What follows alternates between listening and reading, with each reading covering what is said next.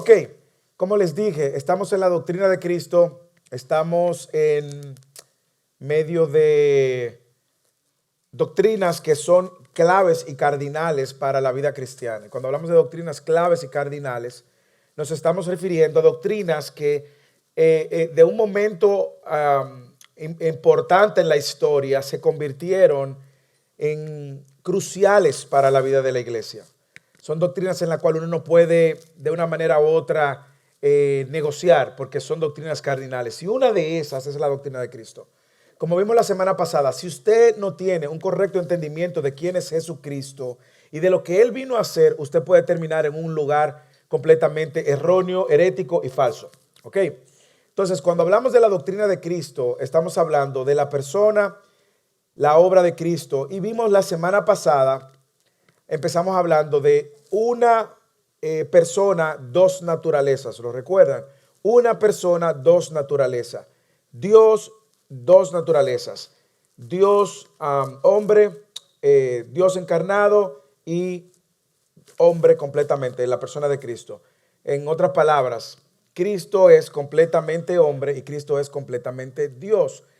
Cuando digo y uso la palabra completamente, lo dije la semana pasada y lo quiero repetir, corrijo o corregimos lo que decíamos antes del 100% Dios y 100% hombre.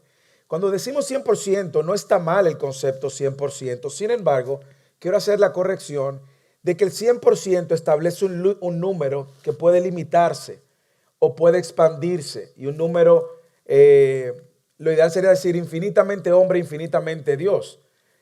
Por lo tanto, usamos el concepto completamente hombre, completamente Dios. Así que cuando nosotros hablamos de la doctrina de Cristo es porque el cristianismo trata justamente de la respuesta bíblica a esa pregunta. ¿Quién es Cristo y qué vino a ser Cristo? Y todas las personas en todas partes del mundo necesitan preocuparse por responder correctamente quién es Cristo. Responder incorrectamente nos va a llevar a un camino incorrecto. Por ejemplo, los musulmanes tienen una perspectiva de Cristo y ven a Cristo como un profeta. Los testigos de Jehová tienen un entendimiento incorrecto de Cristo. Los mormones tienen un correcto entendimiento de Cristo. Y aún los historiadores y los ateos tienen un correcto entendimiento de Cristo. El punto no es tener un entendimiento histórico de la persona de Cristo, sino es tener un entendimiento correcto de lo que Él mismo dijo. Nosotros vemos cómo Jesús, interesado en este punto, en Mateo 16 le pregunta a sus discípulos, ¿quién dice la gente que yo soy? Y efectivamente los discípulos recogieron todas las respuestas incorrectas que la gente estaba murmurando o diciendo acerca de Cristo. Algunos dicen que tú eres Juan el Bautista, otros Elías. Recuerden que Elías no murió teóricamente y los judíos siempre estaban esperando la aparición de Elías. No murió, sino que dice que el Señor se lo llevó. Probablemente en esa transición murió, no sabemos, ¿verdad? Porque nadie puede entrar a la presencia de Dios sino con un cuerpo glorificado. Probablemente ahí. Pero lo que mucha gente esperaba era como que Elías iba a retornar. Los fariseos que creían en la resurrección creían que Juan el Bautista, que ya lo habían decapitado, iba a reencarnar. Otros, Jeremías, algún profeta. Y Jesús le responde la pregunta, le devuelve con otra pregunta, como todo buen rabino que enseñaba haciendo preguntas. ¿Y ustedes quién dice que yo soy? Así que esa es la pregunta que vamos a hacer en esta mañana. ¿Y ustedes quién dice que es Cristo? Si usted tuviera que escribir en un papel, en un paper, lo que usted cree acerca de Cristo, ¿cuáles fueran las principales características que definieran a Cristo en su propio paper? Bueno, si su paper no está reflejado que Cristo es Dios primero, segundo, y que es completamente hombre, esa definición sería un poco incompleta. Como dije, la historia ha tenido versiones de Cristo, pero si hay algo que no podemos quitarle a la historia es la existencia de Cristo. No solamente la existencia, los testimonios de Cristo. No solamente los testimonios de Cristo en la narrativa bíblica, sino también en narrativas paralelas de otros historiadores, Tácito, Plinio el Joven, otros historiadores que escribieron de Cristo en la época de Cristo, sino también del hecho de que la tumba de Cristo está vacía. Todo eso es una realidad con la que tenemos que lidiar. Como vimos la semana pasada, Cristo era completamente Dios y hablamos de algunos aspectos. Lo voy a resumir en esto. Los atributos de Dios estaban en la persona de Cristo. todopoderoso, calmó la tempestad, caminó sobre las aguas, entre otras cosas. Todo conocedor, sabía lo que estaba dentro del corazón del hombre. Él decía, nadie me tiene que decir porque yo sé lo que hay en el interior del hombre. Lo cual nos recuerda que nosotros no podemos burlar a Dios porque Él conoce nuestro corazón. La omnipresencia, Él sabía ya de Natanael antes de que Natanael se pusiera donde se iba a poner debajo del árbol. La inmutabilidad, dice Hebreos capítulo 13, versículo 8, refiriéndose a Él, que en Él no hay mudanza ni sobra de variación. Él es vida y dador de la vida, en sí mismo tiene la vida. Y estos son algunos de los atributos que solamente Dios puede portar.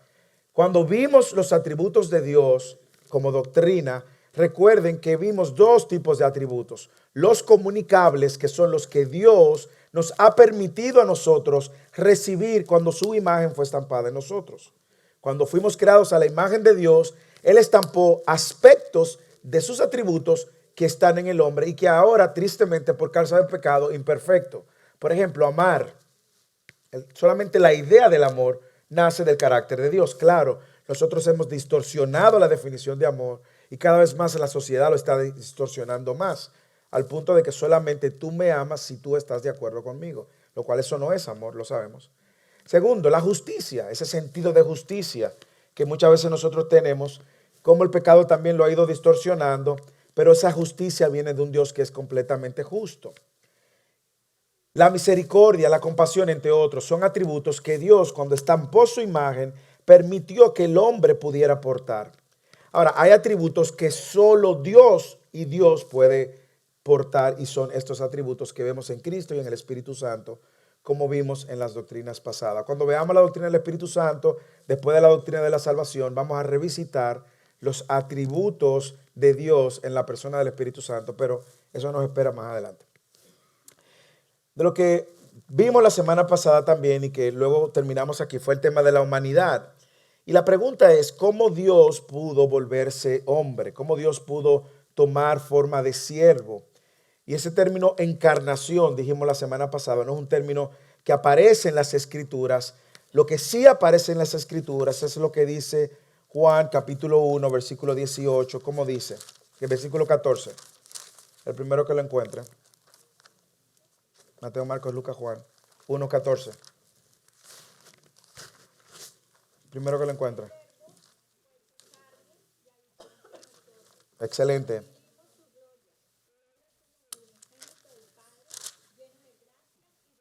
Y el verbo se hizo carne y el verbo habitó en medio de nosotros. Y cuando hablamos del verbo, ¿a cuál verbo se refiere? ¿A quién? A Cristo. ¿Y qué dice Juan del mismo verbo? Que Cristo es Dios. ¿Dónde lo dice?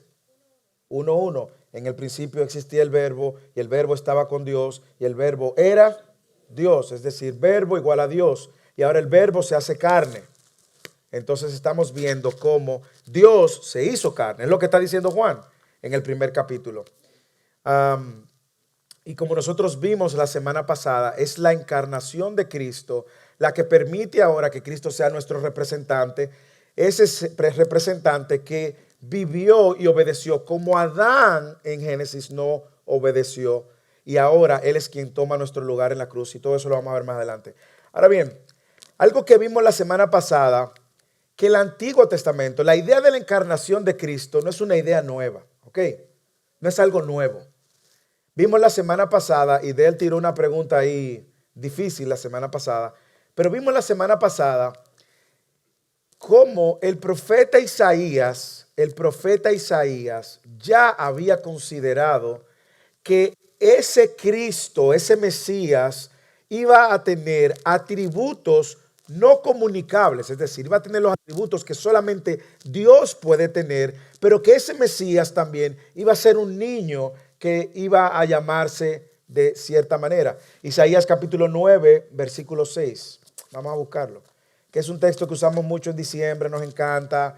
Casi siempre todos los servicios en la iglesia tienen Isaías capítulo 9, versículo 6 y capítulo 7, versículo... vamos a ver. ¿Quién lo encontró? Ok, nos ha nacido un niño. Este es el profeta Isaías. ¿Cuántos años antes está profetizando Isaías? 700 años antes. ¿Y de quién está hablando Isaías? De Jesús. Y nos ha nacido un niño, siga.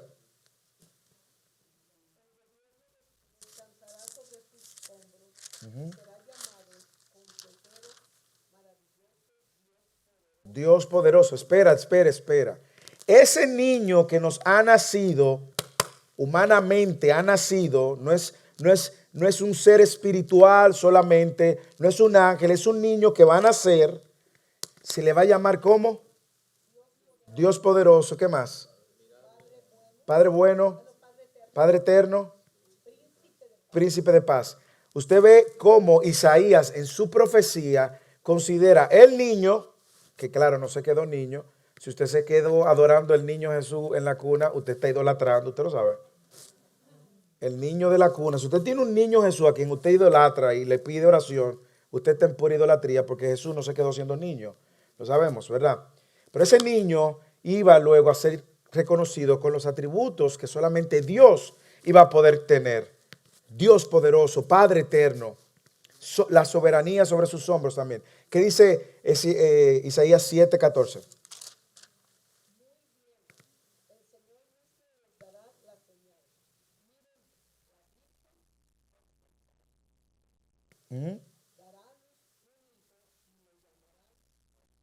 Perfecto, otra vez, aquí aparece, como dije, son los textos que usamos en diciembre. La Virgen dará a luz un niño. ¿Y cómo le van a llamar? Ok, admirable, Emmanuel, perdón, que se va a llamar Emmanuel. ¿Dónde se cumple eso? Lo vimos la semana pasada. ¿Dónde se cumple que ese de Isaías es Jesús? Mateo 1, vamos a Mateo 1. Vamos a Mateo 1. Mateo 1, 21. ¿Qué dice Mateo 1, 21?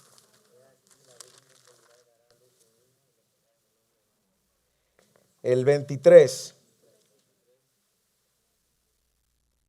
El 23. He aquí la Virgen concebirá y dará a luz un hijo y le pondrán por nombre Manuel, que traducido es Dios con nosotros. Volvamos a Isaías 7:14. Isaías 7:14 dice que esta va a ser la señal, que va a haber la Virgen, que va a concebir un niño. Aquí está la humanidad, pero lo van a llamar Dios con nosotros. Ahí está la divinidad. Eso significa que la misma presencia del niño nacido de una virgen iba a traer a Dios en medio del pueblo. ¿Ok? Entonces, uno de las doctrinas cardinales que nosotros tenemos es el nacimiento, la concepción virginal. ¿A qué significa? De que Jesús no es el resultado de la intervención de un hombre humano. ¿Por qué? Porque de ser hubiese sido así, hubiese entonces heredado la naturaleza pecaminosa que todos nosotros tenemos y que todos los hombres heredamos. Por eso es lo que se llama la concepción virginal, es el hecho y el encuentro que narran 2 de 4 evangelios de que los ángeles se le aparecen y le dicen: María, tú vas a concebir. Y le dicen: no temas, no temas y no temas. Porque claro que ella iba a tener temor. Era una joven probablemente de cerca de 16 años. En ese contexto se casaban bien joven. A 16 años. Y ella estaba desposada, es decir, ya comprometida. Una relación mucho más seria para casarse. Y el paso siguiente era sencillamente contraer nupcias. Cuando ella le dice, cuando se le aparece el ángel y le dice la noticia de que tú vas a concebir un hijo, y dice ella: pero ¿cómo es posible? Ella no había visto varón. Ah, bueno, se está cumpliendo Isaías capítulo 7. Y esta será la señal que la Virgen concebirá. Luego José se entera de la noticia, un hombre justo José, porque José pudo haberla acusado de adulterio y consecuentemente ser apedreada. Al no acusarla y abandonarla, cuando el hombre abandonaba a la mujer, asumía la irresponsabilidad y la vergüenza. Y la decisión de José fue una decisión muy piadosa. ¿Por qué? Porque supongamos que José no hubiese respondido piadosamente, pero amorosamente decide abandonarla. Ella se iba a mostrar la barriga, pero José iba a quedar como el padre irresponsable. Así que eso era lo que José quería hacer. José dijo: déjame yo irme callado y no ponerla a ella en vergüenza sino que yo asumo la vergüenza. Y ahí el ángel se le aparece y dice, hey, José, espérate. Tranquilo, no temas. Esto es plan de Dios. Y José entonces decide quedarse, y usted se sabe la historia. Pero esa concepción virginal es cardinal. Usted va a escuchar gente que va a decir que es imposible, que la ciencia es imposible. Señores, ¿qué nosotros aprendimos acerca de la creación cuando hablábamos de la doctrina de Dios y de Dios como creador? ¿Qué aprendimos? ¿Qué palabra usamos que Dios es capaz de hacer? Ayer lo vimos en el retiro de familia. Ex nihilo. ¿Qué significa? Dios es capaz de crear de la nada. Primero. Segundo, nosotros no podemos usar un método científico para justificar la concepción de José y María, porque es un episodio sobrenatural, como muchas cosas sobrenaturales que suceden en las escrituras. Y por eso hay muchas personas que chocan con esta realidad porque no entienden. Dios fue capaz, señores, de crear a un hombre adulto ya, cuando crea a Adán. ¿Ok? Y de una costilla crear una mujer. Adulta también. ¿Por qué el hombre que no cree va a dudar de la concepción virginal? Por eso mismo, porque no cree. Pero para nosotros es cardinal. ¿Por qué? Porque es de la manera que Dios establece. Primero, eso es lo que la Biblia dice en los evangelios. Segundo, es lo que nosotros vemos que es coherente con el plan de redención, de que Jesús pueda ser un cordero sin mancha y sin pecado. Entonces, esto hubiera hecho, si Jesús hubiese tenido como papá José, hubiera hecho de él un hombre imperfecto, lo hubiese descalificado para el sacrificio perfecto de Dios. Y las escrituras afirman que Jesús fue concebido en el vientre de María mediante la acción milagrosa del Espíritu Santo y sin un padre humano. Mateo 1, del 18 al 20, Lucas 1, 35. Ok, ahora la pregunta es, ¿por qué Dios tiene que encarnarse? Y déjeme cada vez más, lo dije en la doctrina del hombre, pero quiero recordarle. Recuerde que la idea de Dios, primero que nos viene a la mente, es la idea del Padre, ¿cierto? Usted piensa en Dios y piensa en una sola cosa. Recuerde que Dios es Padre, Hijo y Espíritu Santo. Entonces, ¿por qué Dios decide y la Trinidad, la Trinidad, deciden ponerse de acuerdo para venir aquí? ¿Por qué Jesús viene? ¿Por qué el Padre envía al Hijo? Bueno, la Escritura nos da varias respuestas. Primero, para revelarnos a Dios. Nosotros sabemos que Dios existe y es real, dice el Salmo 19, que la creación dice que Dios existe. Los cielos cuentan tu gloria a Dios y el firmamento anuncia las obras de tus manos. Ahora bien, escucha esto. La creación efectivamente nos da la idea de que hay un creador. Usted no ha visto mucha gente que dice, sí, yo veía una entrevista que le hicieron a Elon Musk y él decía, sí, tiene que haber algo, tiene que haber un ser, tiene que haber alguien. Ahora bien, el problema es que sin Cristo, escuche, usted puede quedarse en esa idea que se llama teísta, es decir, que cree en Dios, que cree que hay un Dios. Esa idea teísta. Pero con esa idea teísta, usted puede ser teísta, morirse y se va para el infierno igualito que un ateo, que es anoteo, Dios, uno que niega a Dios. Anoteo, Dios, no Dios, eso es un ateo. O sea, un ateo va a ir al infierno igual que un teísta que sí cree que hay un Dios. ¿Por qué? Porque la creación te revela la existencia de Dios. Eso es lo que está diciendo el Salmo 19. Ahora bien, solo Cristo te revela el camino al Padre.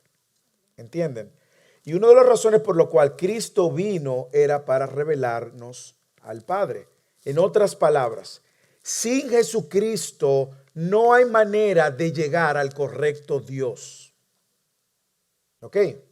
Sin Cristo no hay manera de llegar a Dios. Por eso dijimos, el cristianismo es inclusivo en el sentido que recibe a todo pecador, que no importa la profundidad, anchura, profundidad de tu pecado, el color de tu pecado, es inclusivo, lo recibe a todos los pecadores y que no hay pecado que no sea alcanzado por la gracia de Dios. En ese sentido es inclusivo. pero es exclusivo porque no hay manera de poder llegar al Padre si no es por Cristo. Usted ha escuchado la frase que dice, todos los caminos no llegan a Dios. Todas las religiones son iguales. Todos tienen, déjeme decirle, nosotros hemos dicho por mucho tiempo que eso no es cierto. Pero le digo una cosa, es cierto. Todos los caminos no llevan a Dios. La única diferencia es que a algunos para salvación y a otros para juicio y condenación. ¿Ok? El que adora a los millones de dioses de los hindúes, sí, ese va a terminar delante de un Dios que lo va a condenar eternamente. El mismo Dios. El que cree bueno, los budistas se supone que no creen en Dios y ellos no querían tener a Buda como Dios ni adorar a Buda como Dios. Pero aún si usted sigue esa religión y cree que en algún momento usted igual se va a encontrar con Dios. Aún el ateo tiene un entendimiento de Dios. Lo rechaza. El ateo dice no existe Dios. Ese es su entendimiento de Dios. Sin embargo, el único que nos revela al Padre es Jesús. Es el único camino. Y en eso sí es exclusivo. Cuando Jesús dice en Juan 1:18, nadie ha visto jamás a Dios, el unigénito de Dios que está en el seno del Padre, Él lo ha dado a conocer. ¿Ok? Cuando usted ha escuchado la frase también de que Jesús dijo, yo soy el camino, yo soy la verdad, yo soy la vida, y que Él dijo, nadie viene al Padre si no es por mí. Y son palabras duras, pero yo creo que es Dios haciendo fácil el camino. Dios no quiere complicar el camino. A mí siempre me preguntan, ¿y entonces qué va a pasar con los musulmanes? Alá no es el mismo Dios de las Escrituras. ¿Ok? Mahoma no es un profeta que las Escrituras en ningún momento testifica ni profetiza. Sin embargo, el Corán sí habla de Jesús como profeta, sí usa las Escrituras como referencia. De hecho, le llaman como una escritura verdadera dentro del Corán, que ellos luego dicen que fue torcida y corrompida. Entonces, el primer propósito de Jesús al venir fue revelarnos a Dios el Padre. En ese sentido estamos completos y seguros. Usted está en Cristo, usted está seguro. Usted está en Cristo y usted está en el camino correcto. De hecho, ¿cómo le llamaban a los discípulos antes de que le llamaran cristianos? Los del camino. Ellos no se llamaban cristianos. Le decían lo del camino. Mira lo del camino, lo del camino. Y en Hechos 11 en Antioquía que lo llaman por primera vez cristianos. Ahora, ¿qué también vino a hacer Jesús?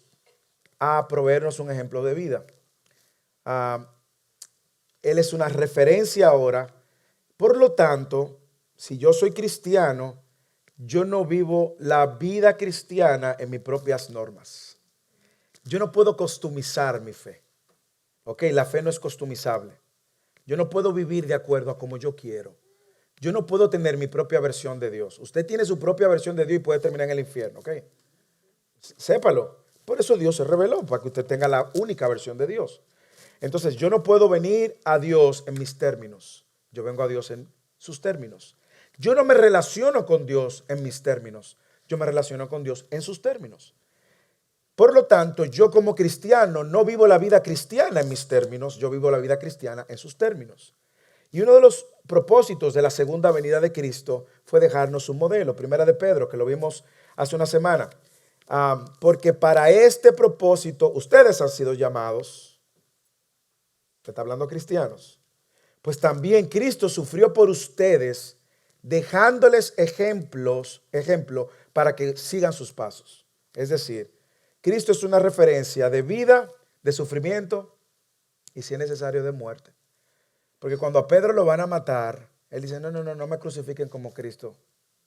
Pónganme boca abajo, dijo Jerónimo, un historiador. Entonces nosotros vemos que Él es el ejemplo. Por lo tanto, cuando Jesús dice que Él es el camino al Padre, Él no solamente dejó la única vía que nos revelara al Padre, sino la manera como nosotros podemos andar.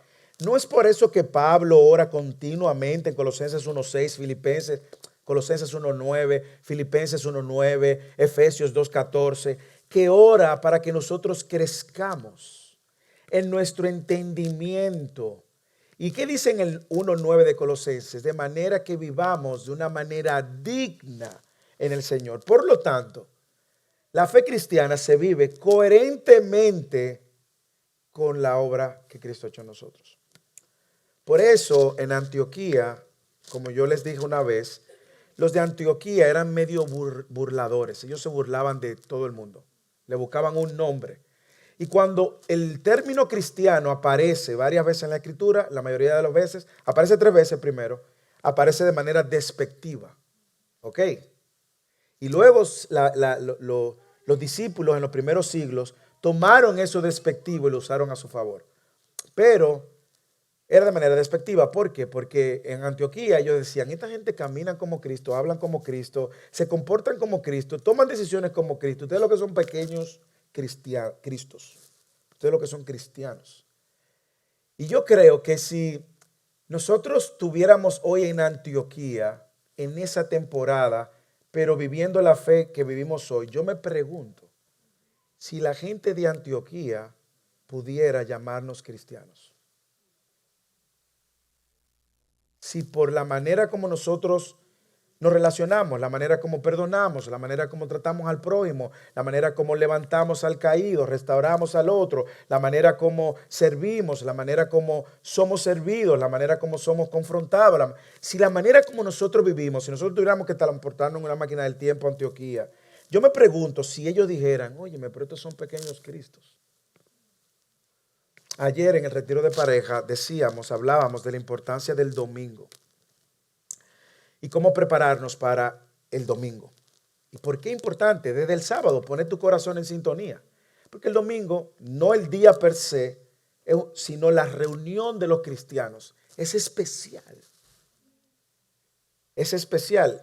Y le hablaba del testimonio de una hermana que en la clase de membresía, en la entrevista, me dijo, mire pastor, usted siempre ha dicho que todo es por la escritura, pero yo no veo en la escritura un proceso de membresía, yo no veo en la escritura aquí de que entrevista con los miembros. Y yo le decía, es cierto, usted tiene razón. Pero esto es una práctica buena porque en los primeros 300 años de la iglesia, 10 persecuciones, emperador romano tras emperador romano, por 10 emperadores continuos en 300 años, una persona que decía que era cristiano no se cuestionaba. ¿Por qué? Porque usted decir que era cristiano era poner en riesgo su vida primero, era poner en vergüenza a su familia, la estabilidad de su familia, era también ser incluso descalificado por sus amigos y la sociedad. Por lo tanto, si alguien decía, mire, yo soy cristiano, lo primero que lo iban a desheredar era la familia, lo segundo era que te podían denunciar y lo tercero es que tú podías terminar, como terminaron muchos cristianos, encerados en el patio, en el porche de Nerón y encendido como lámpara. ¿Ok? O sea que cuando usted decía que era cristiano, usted tenía que estar muy seguro de que había sucedido algo. Y le decía a la hermana, pero con los años, esa no es la historia de nosotros. Ahora cualquiera dice que es cristiano. Ahora le decía que cuando nosotros empezamos, íbamos puerta por puerta, tocando, evangelizando, puerta por puerta. Venimos a compartir la buena noticia, cómo podemos orar por ustedes. Y mucha gente decía, sí, yo soy cristiano. Ay, de verdad. ¿Y en qué iglesia te congregas? No, tengo tantos años que no me congrego. Ya yo no me congrego. La Biblia y yo, eso es. Tú dices, pero... Y no quiero que vean eso con legalismo, porque como yo decía ayer, Dios no necesita que usted vaya a la iglesia. Dios no necesita que usted ore. Dios no necesita que usted le adore. Ok, Dios no necesita eso. Usted y yo sí lo necesitamos. Y por eso es que nos congregamos. Ahora bien, todo esto para volver a decir que la vida nuestra debe de ser un reflejo de la vida de Cristo. Peter.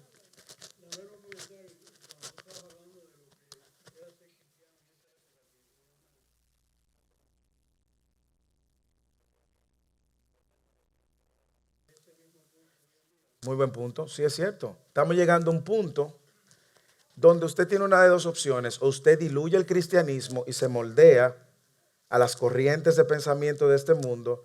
O usted se mantiene en un punto donde la gente va a decir, este sí es un retrógrada. Tú eres, hermano, como yo escuché a alguien que dijo, la Biblia tiene que renovarse.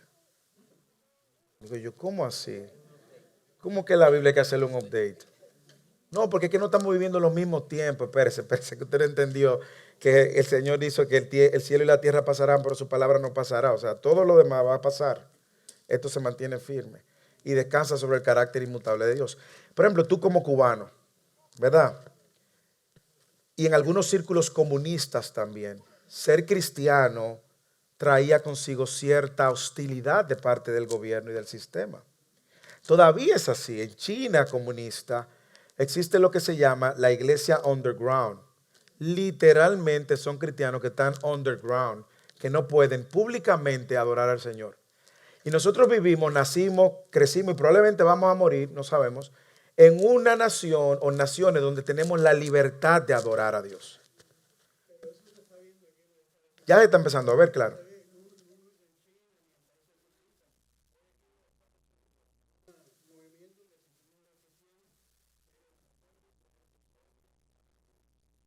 Ujú, ujú. Claro, completamente. Claro. Y yo creo como cuando veíamos primera y segunda de Pedro la serie, que yo le decía, Señor, gracias por permitirnos ver esto, porque de una manera u otra nos está preparando para la persecución. Yo creo que muchas de las libertades que nosotros tenemos van a tener, no lo queremos, no lo deseamos, no somos masoquistas, pero cuando tú ves la historia y cómo esto va a terminar, ¿verdad? Cuando tú ves la historia, llegará un momento donde estas libertades no las vamos a tener. Y le digo una cosa, no lo deseamos, pero probablemente sea necesario. ¿Por qué? Porque son justamente esas incomodidades las que sacan a la luz quién es creyente y quién no es creyente. Hermanos, le voy a decir algo, y lo he dicho, no sé, N veces. Usted me ha escuchado decirlo. Si hay algo peor que un ateo, es una persona que crea que es cristiano sin serlo. ¿Ok? ¿Por qué? Porque una persona que cree que es cristiano sin serlo, mire lo que va a pasar. Va a venir a la iglesia, se va a aprender los coritos, las canciones. Se va a aprender el lenguaje. Dios te bendiga, amén, hermano. Va a estar ahí en medio de nosotros. Va a morir y va a abrir sus ojos en el infierno. ¿Qué muchas veces es lo que prueba nuestra fe? Bueno, lo que nosotros hemos visto, muchas veces la fe probada en medio de la dificultad, en medio de la tribulación. Nadie la quiere, hermano. Nadie la quiere, pero es la escasez muchas veces, es la enfermedad muchas veces, es la enfermedad muchas veces la que te dice y demuestra dónde está arraigada tu fe, de dónde que está sosteniéndose tu fe. Si tú estás sobre la roca, tú estás sobre arena movediza. Nadie lo quiere, hermanos. Ahora, piensa en los primeros 300 años de iglesia. Esta gente no tenía otra opción. Lo único que tenían era su fe, señores. Era su fe, no tenían otra cosa. Ahora, quiera Dios que nuestra fe sea tan firme y capaz de sacudirnos al punto de validar como el oro que nosotros estamos arraigados. ¿Y cómo nos damos cuenta? Bueno, yo les remitiría a la primera serie que predicamos en First Even en español, que fue la Primera de Juan, o lea Primera de Juan, que es un libro que ayuda a entender cómo nosotros nos damos cuenta si realmente estamos arraigados en el Señor y si genuinamente nuestra fe genuina, como Pablo le decía a la iglesia de Corintios, examinen su fe. Pero usted puede hacer un examen, sus afectos. ¿Dónde están sus afectos? Sus prioridades. ¿Es su prioridad vivir para la gloria de Dios? ¿Es su prioridad agradar a Dios en todo lo que usted hace? En su vida primero como creyente individuo, en su matrimonio si estás casado, como padre, como, como en tu trabajo. ¿Es tu prioridad traer gloria a Dios en todo lo que tú haces? O la fe la vives, como decíamos ayer en el retiro, como un check mark. Ok, hoy me toca ir a la iglesia. Check. Y tú no vuelves a verte con el Señor ni con la Biblia hasta el próximo domingo. Bueno, el Señor vino para dejar en nosotros un ejemplo. Mira también como Primera de Juan lo dice. El que dice que permanece en Él debe andar como Él anduvo. Period. Dígame, Franklin.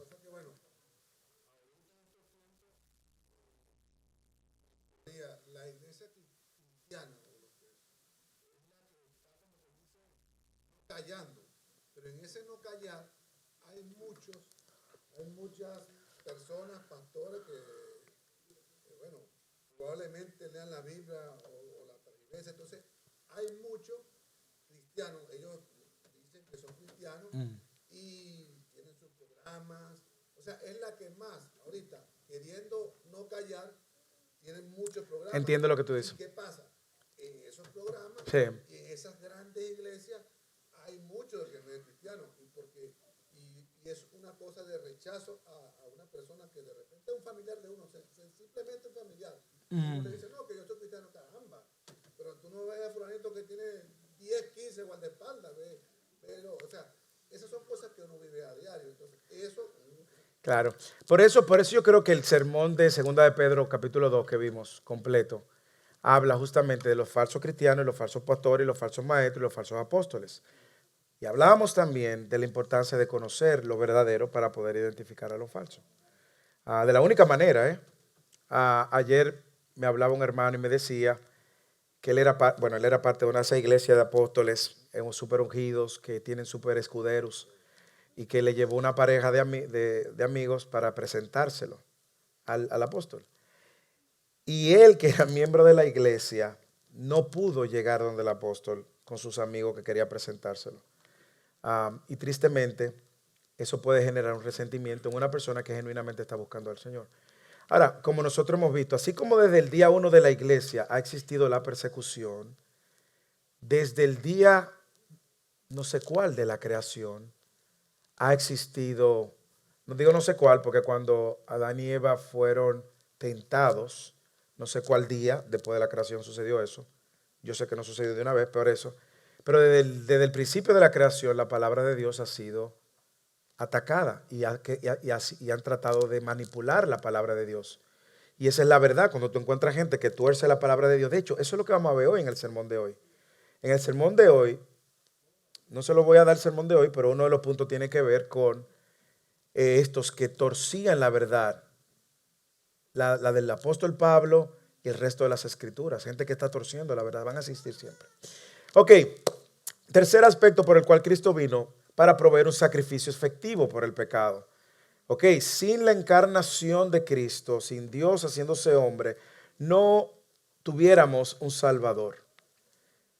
¿Qué dice Romanos capítulo 6, versículo 23? La paga del pecado es muerte. La paga del pecado requería la muerte. Dios no murió en la cruz, como decía Nietzsche, pero sí necesitábamos un Salvador que muriera en la cruz por nosotros. Nosotros necesitábamos un representante que obedeciera completamente como Adán no obedeció. Y donde Adán falló, Cristo obedeció. Por lo tanto, al Cristo ser ahora nuestro representante, nuevo representante, mejor representante, Cristo tuvo que padecer, y dice Hebreos, que fue tentado en todo, pero sin pecado.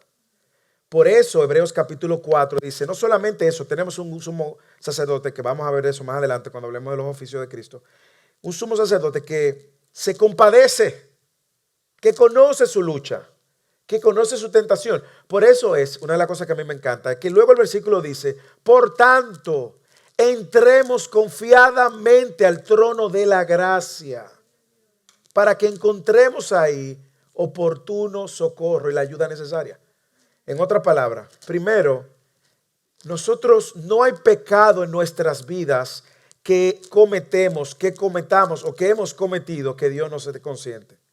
Si hay alguien que conoce la capacidad que usted y yo tenemos de pecar, es Dios. ¿Ok? Él conoce lo feo que podemos pecar. Antes de ayer, en el fin de semana, veíamos el Salmo 51, hicimos un súper devocional familiar. ¿Y qué decía el salmista? ¿Qué reconocía el salmista? Que él era pecador, que el pecado siempre estaba delante de él, que él sabía que desde su nacimiento en iniquidad me concibió mi madre. Si eso lo supo el salmista por su propio pecado, David, que fue capaz de pecar feo, Dios sabe de lo que usted y yo somos capaces. Primero. Segundo, Jesús en su propia carne, por eso fue necesario que Él fuera completamente hombre, fue tentado. Y cuando dice que fue tentado es que Él pudo experimentar toda la lucha que tiene Él externamente, que tuvo externamente, que nos invitan a violar la ley de Dios, transgredir, eso se llama violar la ley de Dios y fallarle a Dios. Él lo sabe. Lo que para Eva fue y Adán un solo pecado. Él fue tentado de múltiples maneras. Si vemos cuando Satanás lo tentó, de la misma manera, ofreciéndole, abriéndole sus ojos, oro, villas y castillas. Le ofreció también los reinos de este mundo, le ofreció, lo tentó para demostrar su poder fuera del tiempo. Y él sencillamente obedeció y respondió con las escrituras. Entonces, el Salvador tuvo que ser humano para poder morir. Pero la muerte de un hombre común, usted y yo hubiésemos muerto, eso no significaba nada. Para librar el pecado eterno se necesitaba a alguien eterno. Y por eso es que el sacrificio de Cristo es tan importante. Así que el Salvador tuvo que ser Dios. Necesitamos un Salvador que sea Dios hombre y lo tenemos en nuestro Señor Jesucristo. Ok, lo tenemos en nuestro Señor Jesucristo. Por ejemplo, Hebreos capítulo 10 en el versículo 4 dice, porque es imposible que la sangre de los toros, ¿usted recuerda ese texto? Vamos a buscarlo, Hebreos. Tenemos tiempo todavía. Atrás, bien atrás. Entre Génesis y Apocalipsis, ahí está. Hebreos 10, 4.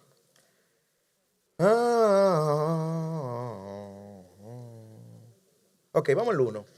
Hebreos 10, desde el 1.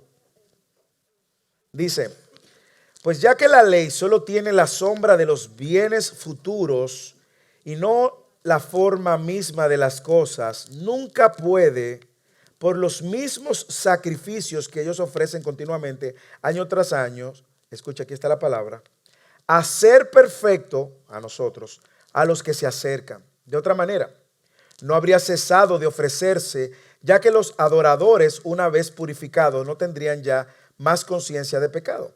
Pero en esos sacrificios hay un recordatorio de pecados año tras año. Porque es imposible que la sangre de los toros y de los machos cabríos quite los pecados.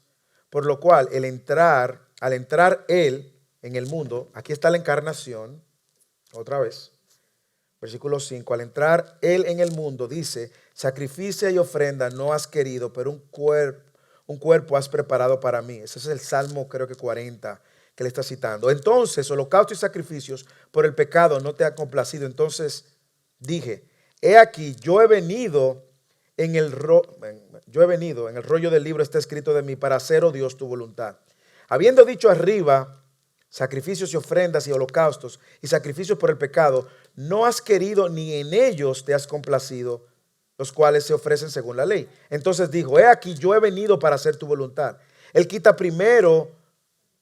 lo primero para establecer lo segundo. Es decir, Dios quita los sacrificios. Y gracias a Dios, déjeme decirle, esto, si hubiera un judío aquí ortodoxo me tirara piedra, pero gracias a Dios, porque en el 70, después de Cristo, tal como Jesús lo había profetizado en Mateo 24, en el año 70, Tito destruyó el templo.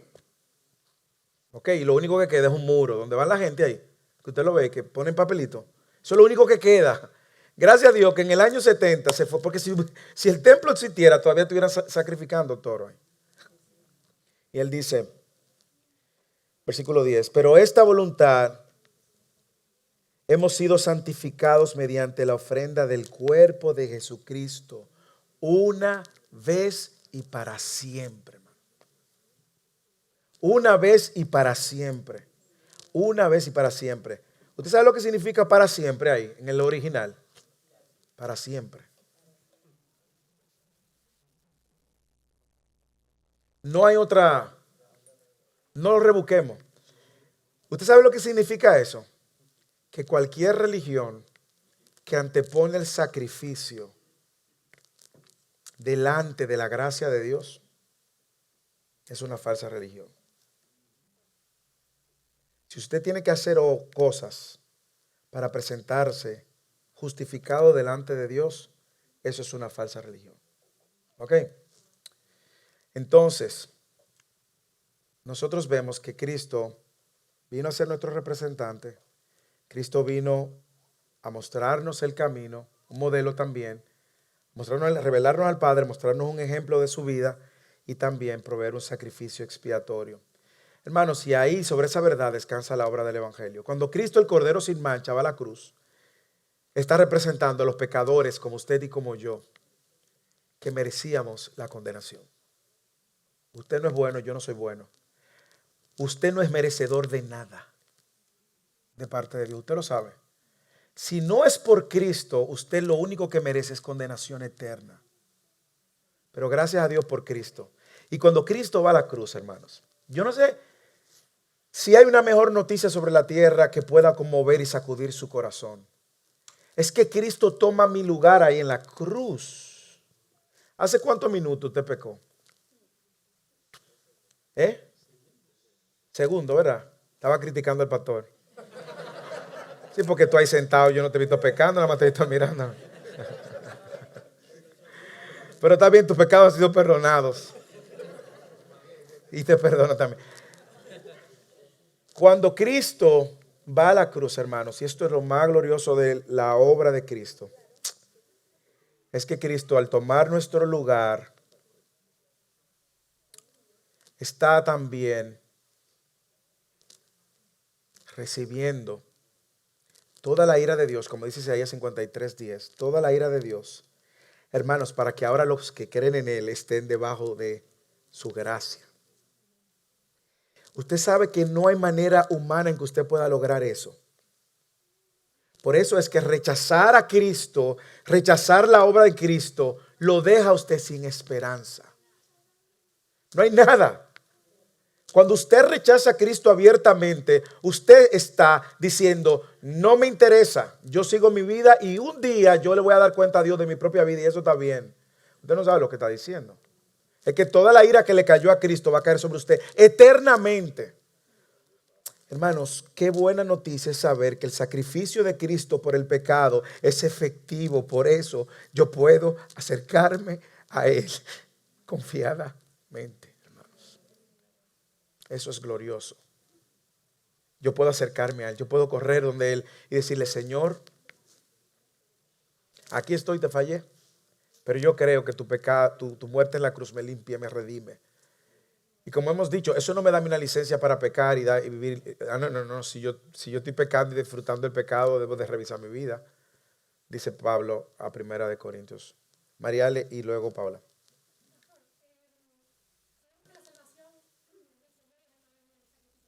Uh-huh.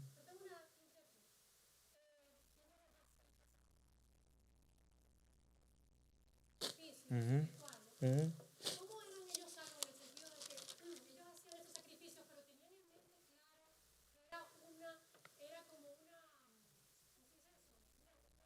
Una sombra. Uh-huh. Uh-huh. Claro, es lo que dice Hebreos capítulo 11. Algún día vamos a predicar Hebreos, pero Hebreos capítulo 11 dice que todos estos, recuérdate que el capítulo 11 de Hebreos, ¿de qué trata? Los héroes de la fe. Habla de los superpoderosos de la fe. Y ahí menciona a todos los grandes del Antiguo Testamento. La única manera de ser salvo es la misma. Ellos tenían la mirada puesta en un Mesías. La única diferencia fue que ellos no vieron el Mesías, pero su esperanza fue puesta en el Mesías.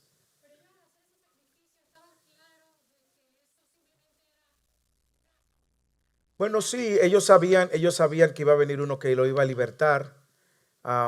El punto es que algunos sí igualmente, otros no.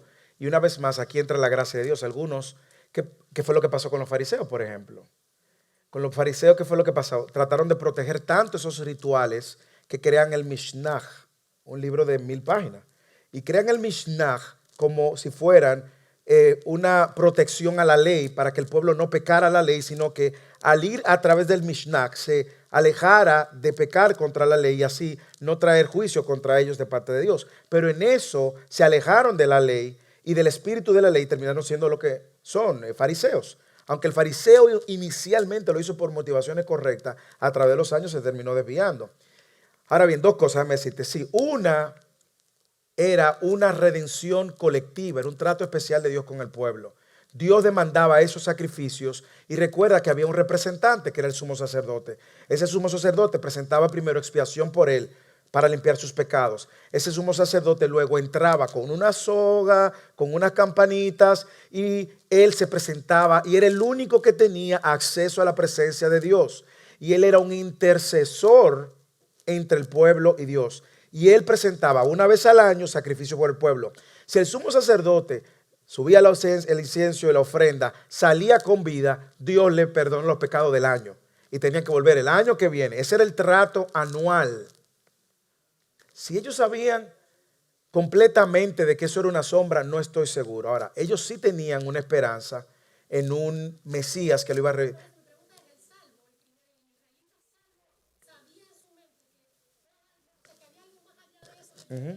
Mira lo que dice Hebreos 11:39. Lo dice primero en el 36, dice, bueno, lo dice en el 20, en el 39.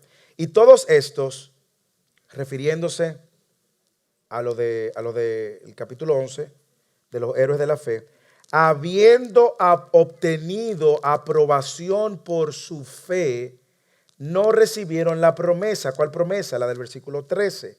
Todos estos murieron en fe sin haber recibido las promesas, pero habiéndolas visto, versículo 13 de Hebreos 11, habiéndolas visto y aceptado con gusto desde lejos, confesaron que eran extranjeros y peregrinos sobre la tierra.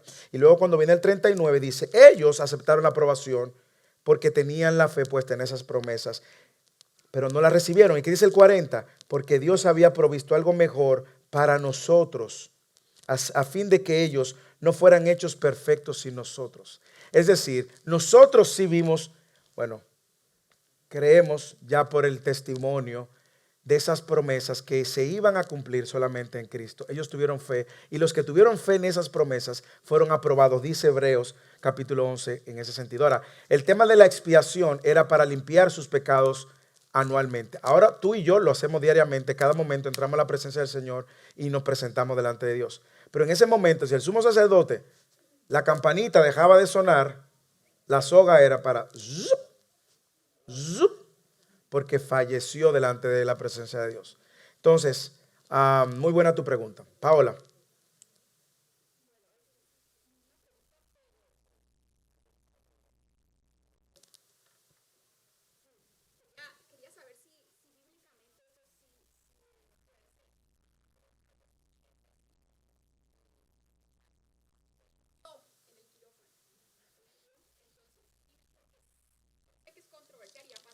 Sí. Pero bíblicamente tengo esa duda.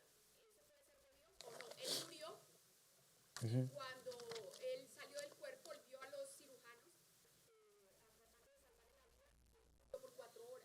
Entonces, en eso eran 2 cardiólogos. Uno era cristiano, otro no. Y el cristiano dijo, por salvar a este muchacho. Entonces, él vio cuando los dos estaban tratando de salvarle la vida, pero él descendió. Y literalmente cuando abrió los ojos, él vio los ojos de Satanás. Eso es lo que él dice.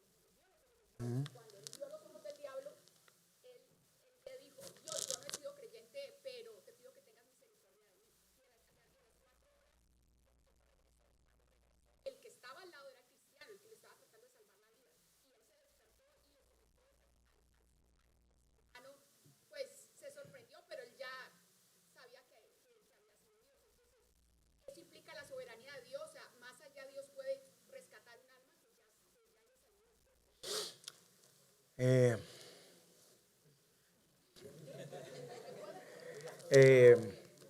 Vamos a ver, vamos a partir esto por pedazos. Primero déjame tomar un testimonio de la Biblia para poder ir lo más bíblico posible, ¿verdad? En la Biblia hay un testimonio del rico Lázaro, ¿te lo recuerdas? Ok.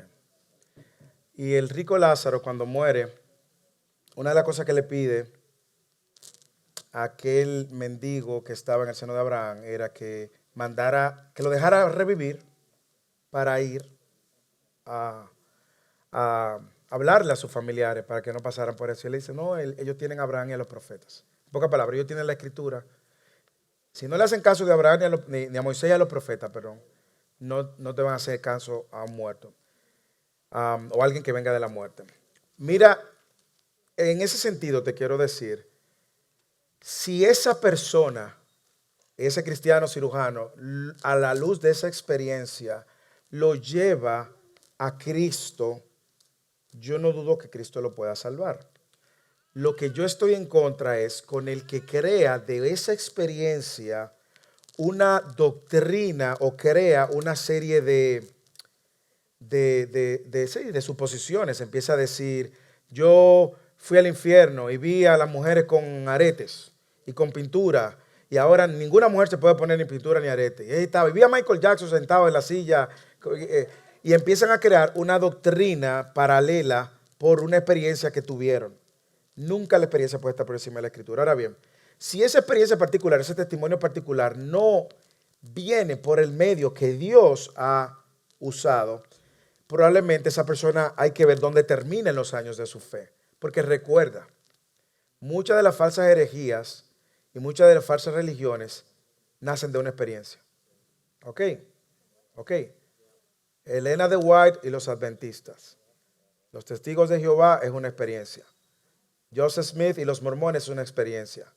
Y aún Mahoma y los musulmanes es una experiencia. Entonces, ahí es donde está el problema. Si esa persona, al despertar o al soberanamente Dios usó ese medio para darse cuenta de su miseria y traerlo a Cristo, y el cirujano cristiano lo llevó a Cristo, bueno, ese fue el medio que Dios usó pero eso es la regla, es la excepción sobre la regla.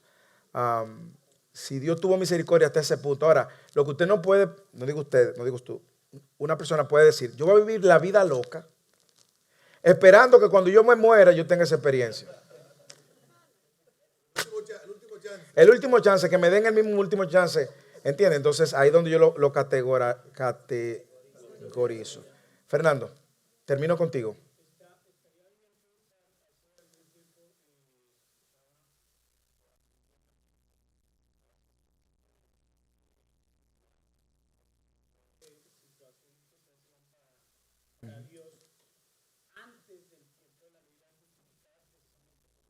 Sí.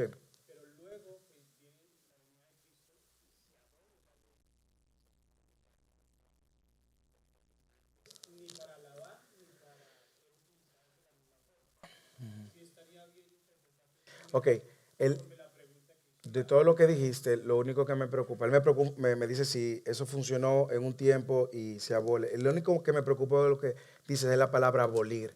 Porque justamente Pablo mismo dice, Jesús mismo dijo, yo no vine a abolir la ley, sino a cumplir la ley.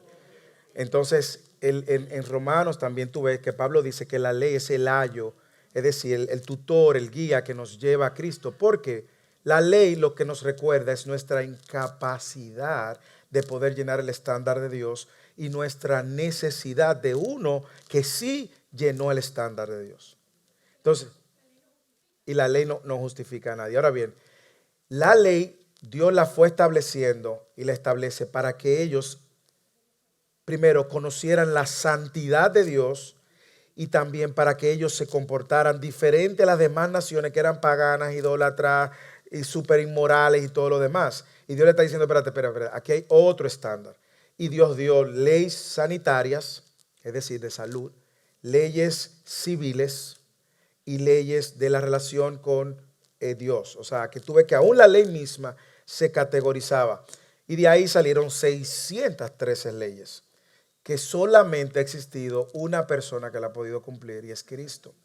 Por eso Cristo llena el estándar de Dios y consecuentemente es nuestro representante. ¿Ok?